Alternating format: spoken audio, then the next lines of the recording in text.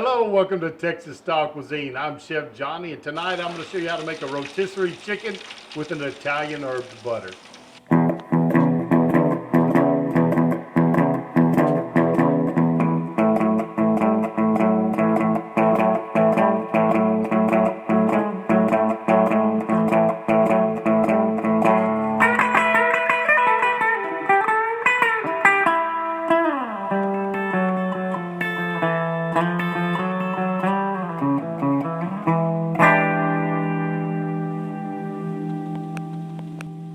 We're going to get started on these birds. I've already got my Lion grill warming up. It's preheating to cook these birds.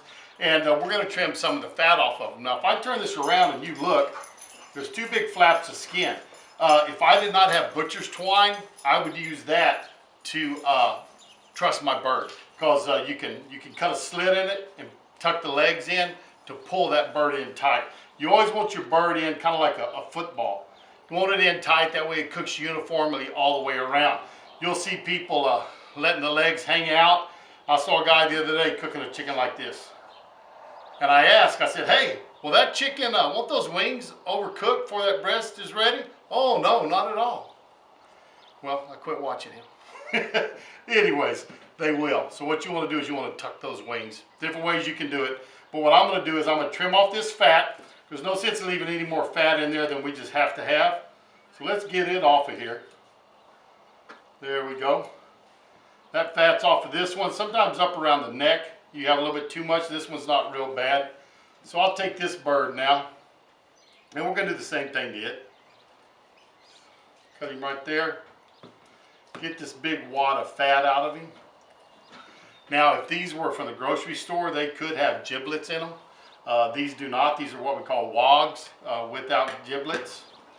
But there we go. So those birds are nice. We can get them in there. We can take care of them. But before we get these trussed up, I want to season them up a little bit. Always season the inside of your bird. And what I have here is just some compound butter. And so I'm going to, first I'm going to take a little pepper and I'm going to put it inside the cavity of this bird. If you wanted to, you could even drop a little mirepoix inside of that bird, a little carrots, onions, and celery for aromatics. Wouldn't be anything wrong with that at all. Just leave enough room for your rotisserie, the rod, to slide through there. So there's my pepper, little salt inside, and I'm just going to take some of my herb butter here, and I'm going to just drop some of it in there and just rub it around on the inside real good. So that's in there. Get a little more. Rub it inside this one. So I have my herb butter inside of my chicken. And now what I'm going to do is I'm going to take some herb butter and I'm going to slide it up under this skin. So I'm just kind of lifting the skin up, working my thumb up underneath there, and putting a wad of that herb butter up on that breast. That's going to keep this breast nice and moist. Plus it's going to get some seasonings up in here. And if you can see, I'm going way up under this breast. So there we go there.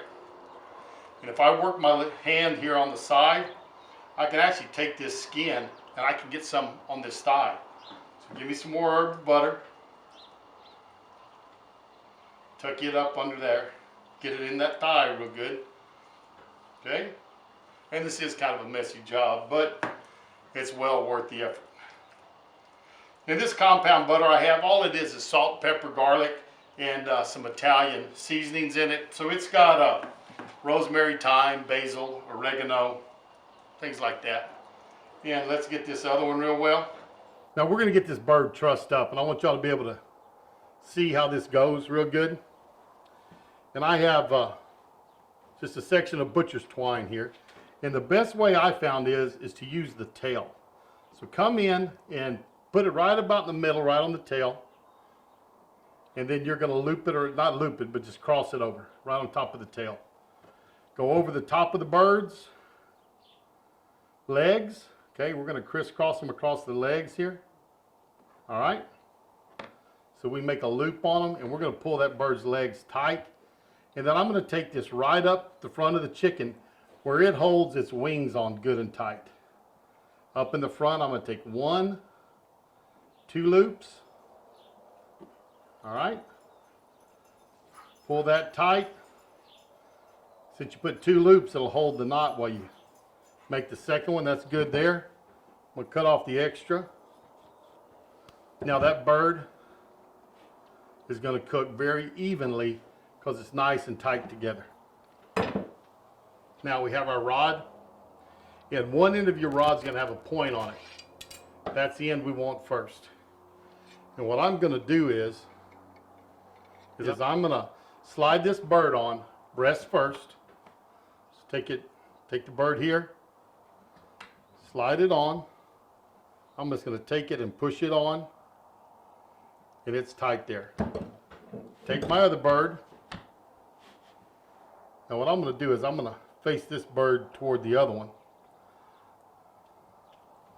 because I want the breast to be toward my points.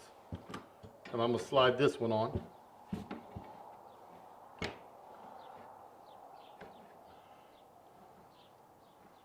All right, and there we go. Our 2 birds are on. We'll put our balance weights on it. I'll show you how to do that, and I'll show you how we get it onto the rotisserie. So open this pit up, and you can see I've taken the grates out, and I have a disposable pan in there. And that's simply so we can catch what's dripping off of here. I'm going to take these birds and set them down. And we want it to be able to rotate. So what we want to happen is if these birds are unbalanced, we want to know that. So if you look, see how I rolled to that side? Pick them up again. They want to roll. What we can do is I have a counterweight that will go on the end here. Pick it up.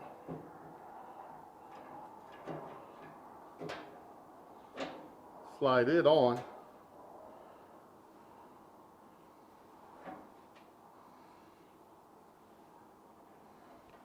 And we're a little bit too heavy, so I'm going to loosen it.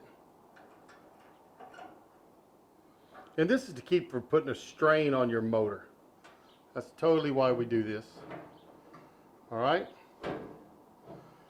We just want to make sure it's not flopping, heading to a hard side or something. So here we go. That one's tight. Loosen this one up.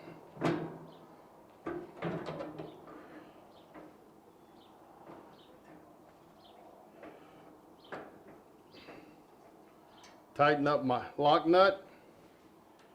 Here we go.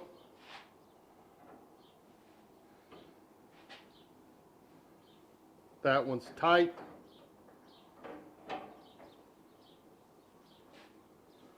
All right. That'll fit right there. Slide a rotisserie in all the way.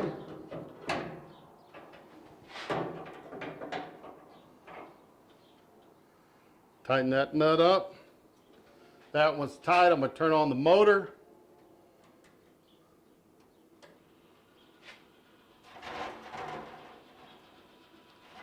And that looks pretty good.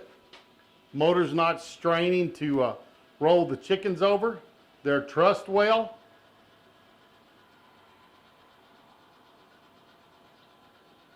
So now we're going to let these cook.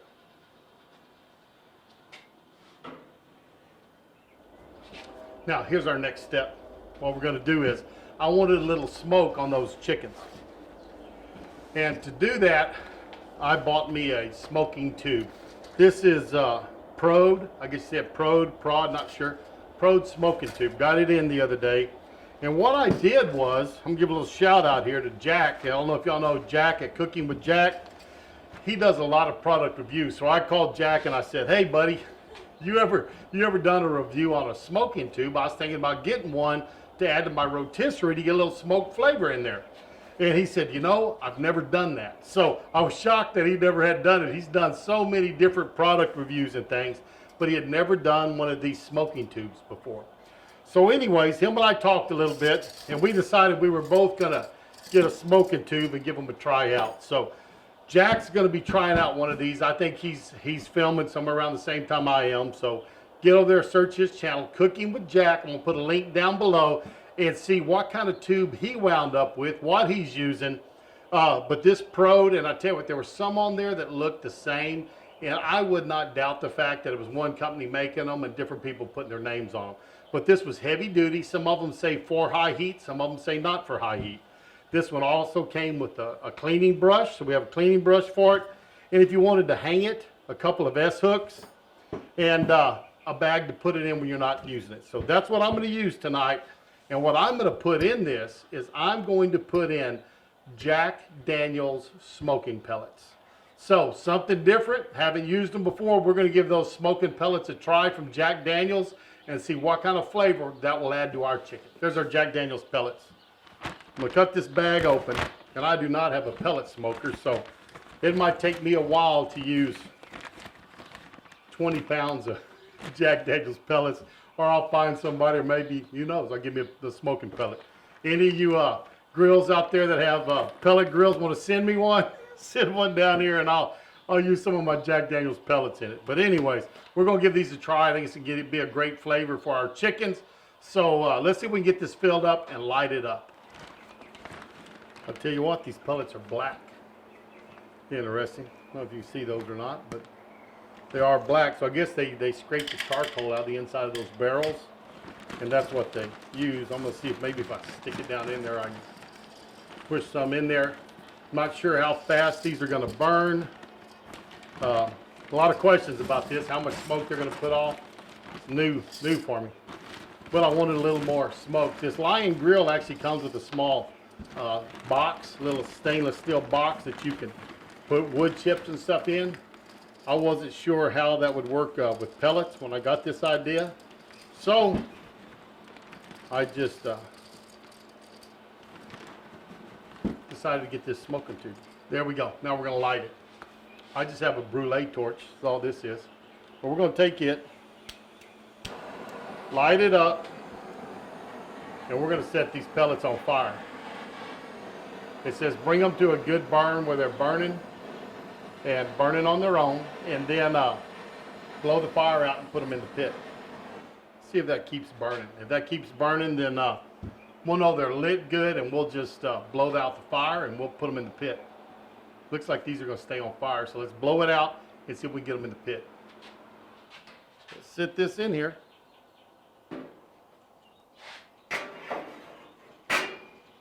Put it right there. And it is smoking, so we're going to see how it does. Look inside here real quick. One thing I forgot to do a while ago was to baste these chickens. I just have some olive oil with Italian seasoning in it. So we're going to baste them with this now. Those are looking pretty good, so go ahead and cover them back up again. Let them keep cooking.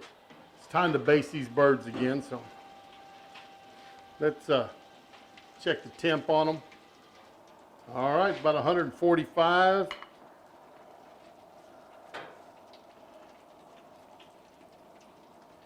Baste these up some. In fact, just brush a little more of that butter on them that we had a while ago. It's looking good. Close it back down, let her keep cooking. Let's get this open and check these. They are beautiful golden brown. I'm going to get them up on top and turn the rotisserie off. Take the old thermopin and let's check them in the breast. About 167. Try this one. 167. Coolest spot I got was 167, so they're looking good. We just need to let these rest a little bit, and we'll see how they turn out. Always make sure you have something that's dry and heat proof to get them out with. It's very hot. Here we go. Let's sit these down. They are nice and hot, and they are a beautiful golden brown. We're going to set them here. I'm going to let them rest for a second, so I'm just going to cover them up, and we're going to let these cool a little bit, rest, let this metal cool down, then we'll get it off of there so we can look at these birds and see how pretty they're really going to be. It's been cooling off for a little while, so we're going to kind of start taking this apart, loosen this up. And that rod still is pretty warm, so I am being careful with it. Uncover these birds. And just going to take my pliers, squeeze those a little bit. Squeezing something hot with your fingers is not always the best thing to do. So there we go. And we're going to see if we can take these birds off this skewer. Let's see. Here we go.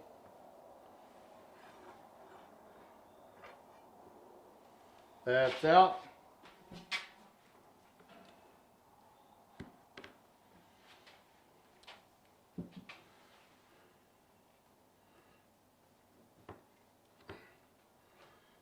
There we go. Hooks are out. Those birds are looking pretty. Now to get these birds out of here, first thing I'm going to do is just cut my string. There we go. Get that off the legs. It has done its job. We'll get it out of the way. And we'll cut this other one loose. Okay. So here's this bird. I'm going to take a knife. Let's just cut down, and oh, look how moist that is. That is beautiful. Find that joint. And we're going to take that leg all the way off. That is beautiful. That bird is pretty, pretty, pretty. Take off the other leg. Here we go. There's that one. I'm going to come in here and cut this breast.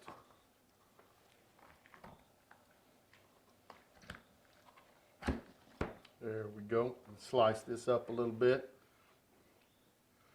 Let's slice this and see how that looks. Oh yeah, that is a beautiful, beautiful chicken breast. You ought to see that one cut up. I'm going to go ahead and cut up this other one, and we will let you see how this looks plated up. I'm sure it's going to be beautiful. Well, I tell you, we got our chicken all cut up, and it is beautiful. And it'll tell you what, it is going to taste great. I'm going to give a little sample here.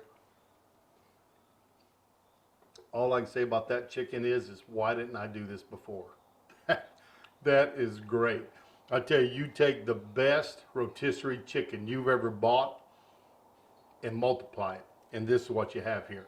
I tell you what, if you've got a rotisserie, break that thing out and use it. This chicken is wonderful.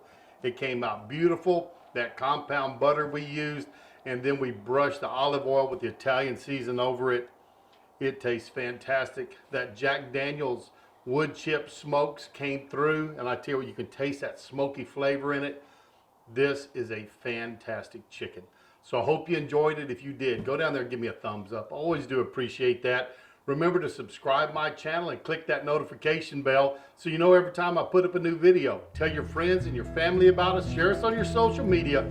Try this recipe of rotisserie chicken, and we'll see you down the road on Texas Style Cuisine. Sitting by the wagon when the sun come up this morning, bacon, eggs, and coffee, biscuits, and beans.